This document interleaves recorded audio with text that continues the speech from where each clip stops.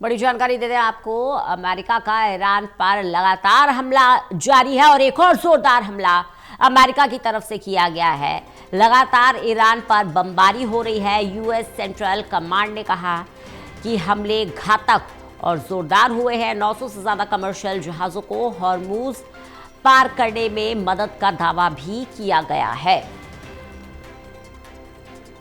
प्रदीप जी लगातार हमारे साथ, हमारे एसोसिएट एडिटर जुड़े हुए हैं। प्रदीप जी, ऐसा लगता है जो समझौता हुआ था वो अब पूरी तरह से धराशायी हो गया है। हमले तेज होते जा रहे हैं और एक बार फिर से हालात बद से बदतर हो रहे हैं। देखिए, बिल्कुल रंजना, और मिडिल ईस्ट में जिस तरीके से हालात हैं और अमेरिका ईरान के बीच जो जवाबी हमले हो रहे हैं एक दूसरे पर ठिकानों पर, वो काफी नुकसान में तब्दील हो गए हैं। खासतौर से यूएस सेंट्रल कमांड की ओर से वीडियो जारी कर ये बड़ा दावा किया गया है कि उसने ईरान के कई ठिकानों को निशाना बनाया है। बंदर अब्बास में भी बमबारी हुई है, रात भर बमबारी की गई है और ये दावा किया गया है यूएस सेंट्रल कमांड की ओर से कि 900 वाणिज्यिक कमर्शियल जहाज जो है हॉर्मुज से निकाले गए हैं। हालांकि ईरान ने इसका इनकार कर दिया है, उसका नियंत्रण बना हुआ है, लेकिन जिस तरीके से पूरा घटनाक्रम ये युद्ध में बदल गया है और एक बड़े संकट की ओर इशारा कर रहा है।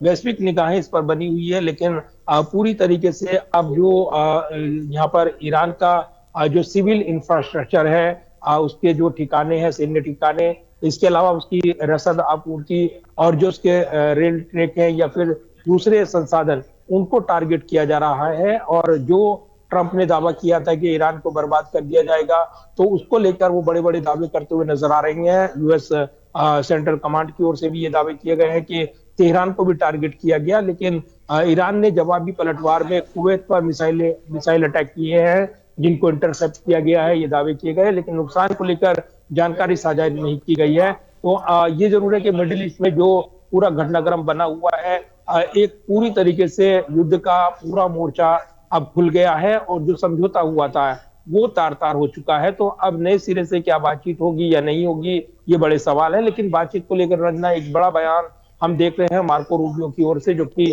अमेरिकी विदेश मंत्री हैं, और उन्होंने ईरान के साथ संभावित बातचीत से इनकार नहीं किया है। एक तरफ बमबारी और दूसरी तरफ बातचीत का दरवाजा खुला रखना, ताकि ईरान को मौका मिल सके कि अमेरिका अपनी शर्तों पर ये बातचीत कर सके। तो ये कोशिश की जा रही है और इसमें बढ़त बनाने के लिए यूएस की आर्मी जो है वो लगातार अटैक कर रही है। बीते रात 10वां दिन था जब उन्होंने अपने हमले बमबारी जोरदार तरीके से की है और ईरान की ओर से भी जवाबी हमले मिडिल ईस्ट में कुवैत और अन्य क्षेत्रों में उसने दावे किए हैं कि उसने भी यूएस के ठिकानों को टारगेट किया है। तो पूरी तरीके से ये युद्ध जो है एक नए दौर में प्रवेश कर गया है, वैश्विक चिंताएं बढ़ा रहा है और खासतौर से सप्लाई चेन पूरी तरीके से हॉर्मुज स्ट्रेट में वो बंद हो रही है और जो नाविक फंसे हुए हैं वो निश्चित तौर पर सुरक्षा चिंता उनकी देखने को मिल रही है।